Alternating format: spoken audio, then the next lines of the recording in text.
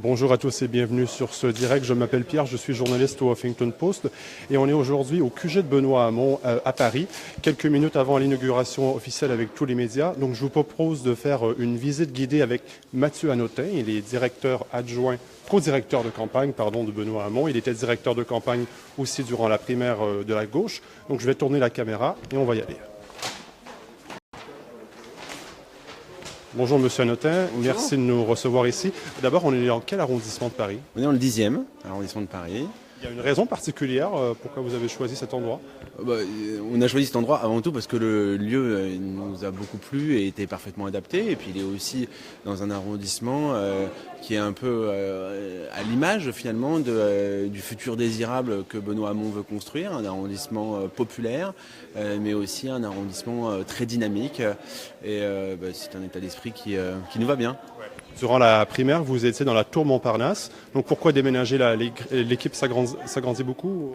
C'était plus adapté. Évidemment, à la tour Montparnasse, on avait une centaine de mètres carrés, un peu plus.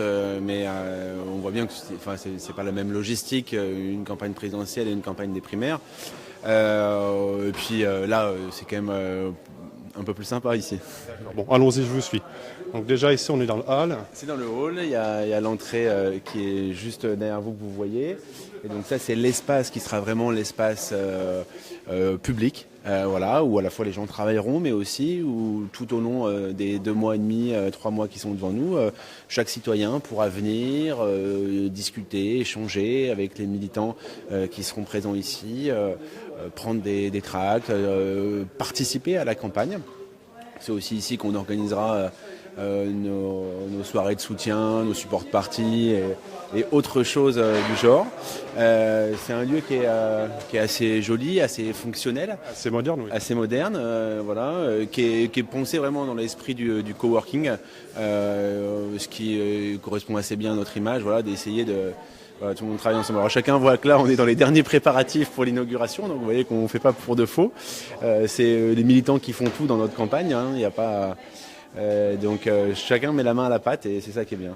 Il y a plein d'espaces comme ça qui permettent aussi de s'isoler, ce qui est assez sympathique. C'est des concepts de cabines téléphoniques et des mini-espaces privatifs qui sont toujours très utiles, surtout quand on travaille dans un coworking. Il y a combien de personnes en tout qui vont travailler ici? Oh là, ça j'ai du mal à vous répondre pour l'instant.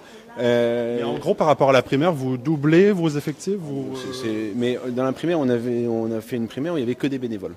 Voilà, de toute façon. Donc là, il y aura encore énormément de bénévoles. Par définition, c'est difficile à chiffrer parce qu'ils viennent, ils partent, etc. Simplement, on se dote aussi d'une structure avec des salariés pour la campagne, parce qu'encore une fois, sinon, c'est pas possible. Des gens qui sont en contrat précaire pour le temps de la campagne. Donc voilà, donc là on arrive dans l'espace convivial de restauration. Normalement c'est pas tout à fait agencé comme ça. Là c'est le buffet qui est préparé spécifiquement pour l'inauguration.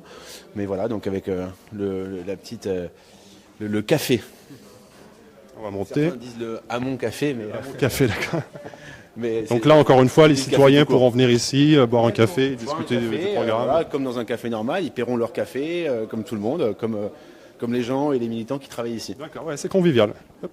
Voilà. Donc on a des espaces pareils de travail ouverts qu'on voit ici. Donc sur ce premier étage qui est une mezzanine on voit bien comment ça va se passer, quoi. Donc ça fait quand même beaucoup de postes de travail. Ici ce sera beaucoup aussi notre pôle. Un espace dédié aux jeunes qui se mobiliseront pour qu'ils soient vraiment au plus près de l'interconnexion avec l'extérieur. Ça fait quelle superficie en tout On doit être à 1400, 1500 mètres carrés à peu près. Bon, on va être écolo, on va prendre les escaliers. Peut-être que le Wi-Fi va moins couper aussi que dans l'ascenseur. Et du coup on monte, on descend. Voilà, on va monter tout de suite. Okay. Donc, je vous rappelle qu'on est en direct du QG de campagne de Benoît Hamon à Paris, inauguré aujourd'hui. Et on est avec Mathieu Hanotin, co-directeur de campagne. Vous partagez cette fonction donc avec Jean-Marc Germain, c'est ça? Tout à fait. Collègue par ailleurs député. Donc là, vous êtes un petit peu dans le cœur du réacteur. Donc c'est en cours d'aménagement encore, vous voyez, parce qu'on n'a pas encore tous les ordinateurs et tout ça. Mais c'est les bureaux qui sont à la fois bureaux, à la fois salle de réunion. Voilà, c'est en fond, on a des espaces qui sont très modulables, ça c'est vraiment super. On voit bien que, y compris en fonction de l'usage qu'on veut en donner, on peut lever les vitres comme ça. C'est bien moderne comme dispositif. Et ça, ça paraît rien, mais c'est très utile. Hop, je vais refermer si j'y arrive. Quand on a besoin de travailler de manière plus fermée, et sinon au quotidien, pour que chacun puisse d'un bureau à l'autre aller plus vite. Une campagne, c'est aussi beaucoup de... le truc le plus précieux dans une campagne, c'est le temps. Donc de faciliter de la communication entre les équipes et que ça aille vite, que ce soit fluide, c'est vraiment quelque chose d'extrêmement important. Donc voilà, je ne vais pas vous faire la visite de tous les bureaux, ça n'a pas beaucoup... La principale salle de réunion où vous tenez vos... Voilà, on a une petite salle de réunion ici qui a été réaménagée en espace un peu plus convivial, mais qui est modulable pareil. Il y a des espaces de repos aussi, peut-être pour Benoît Hamon qui est dans une campagne qui ne s'arrête jamais. On a déjà les petites alcôves que je vous ai montrées là, qui sont aussi, si on a besoin d'un peu s'isoler. Et puis on a un ou deux espaces où on peut vraiment un peu lever le pied. Bonjour. Voilà. Merci. On monte d'un étage. On est passé par l'escalier des arrière-cuisines. Oui, voilà, les coulisses.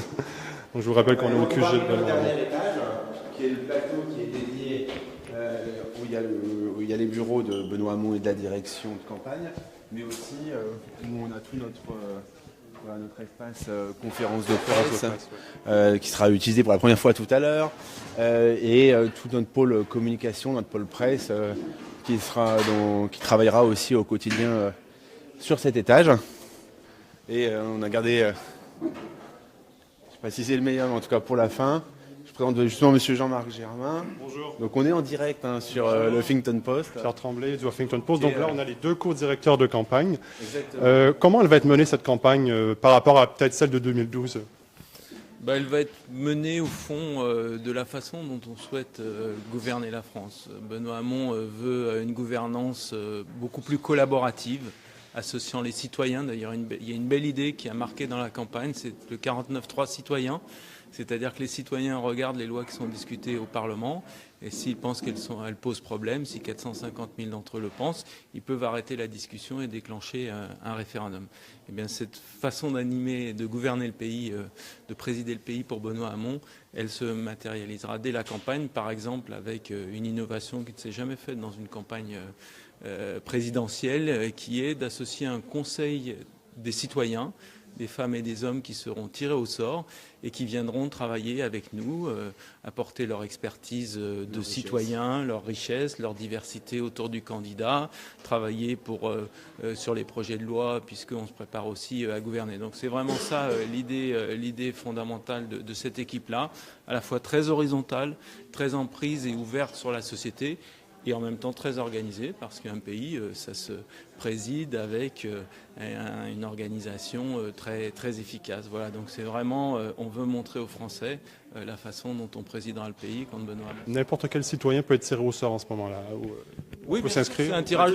On va s'inscrire. Ensuite, on tirera au sort, puisqu'il y aura évidemment des dizaines de milliers de personnes qui vont s'inscrire. Voilà, autre belle idée, c'est d'avoir un forum des idées avec, là c'est plutôt les corps intermédiaires, les associatifs, les intellectuels, les syndicalistes qui viendront nourrir le projet de Benoît Hamon, et puis les territoires aussi, parce que la problématique des territoires, on en a assez peu parlé pour l'instant, quels que soient les candidats dans cette campagne, mais elle doit nourrir le projet. Et une des difficultés, un des malaises qu'il y a dans le pays, c'est qu'il y a un certain nombre de territoires qui se sentent relégués, isolés, abandonnés. Il faut les réarrimer à la République. Et puis il y en a qui réussissent très bien, qui servent d'exemple et qui doivent tirer tous les autres. Donc il y aura un laboratoire des territoires qui va aussi nourrir cette campagne. Et puis vous verrez aussi dans dans le monde politique beaucoup de têtes nouvelles. C'est la génération des 20 ans, des 30 ans, des 40 ans qui va être, par exemple, parmi les porte-paroles politiques de Benoît Hamon. Puis vous verrez aussi des figures, des intellectuels, par exemple comme Thomas Piketty, qui va préparer un traité budgétaire européen. C'est une personnalité peut-être la plus connue au monde des économies. Ses ouvrages sont traduits dans toutes les langues et il va être auprès de Benoît Hamon. Et moi, j'attends avec impatience les débats où on aura Thomas Piketty d'un côté et Eric Woerth de l'autre pour parler de l'avenir économique de la France et de l'Europe. Vous l'avez compris, c'est clairement une volonté, en tout cas, de s'ouvrir, voilà, de faire rentrer toute l'intelligence dans cette campagne, qu'elle soit dans le Parti socialiste bien sûr, dans les autres formations de gauche, on l'espère, dans les semaines à venir, et puis dans la société en général. Il y a des personnes aussi qui arrivent des autres équipes, d'Arnaud Montebourg, de Manuel Valls peut-être, avec vous? Enfin, évidemment, mais ça c'est déjà le cas depuis quelques semaines, donc tout le monde est le bienvenu. D'accord. On va sortir. Voilà. Donc c'était le bureau de Benoît Hamon qui était juste derrière vous? C'est ça, d'accord. Il finissait son intervention pour que vous aurez l'occasion de filmer tout à l'heure. Voilà. Ben, je vous remercie. On a fait le tour, je crois. Merci beaucoup. Bonne journée à vous et bonne campagne. À bientôt. Au revoir. Au revoir.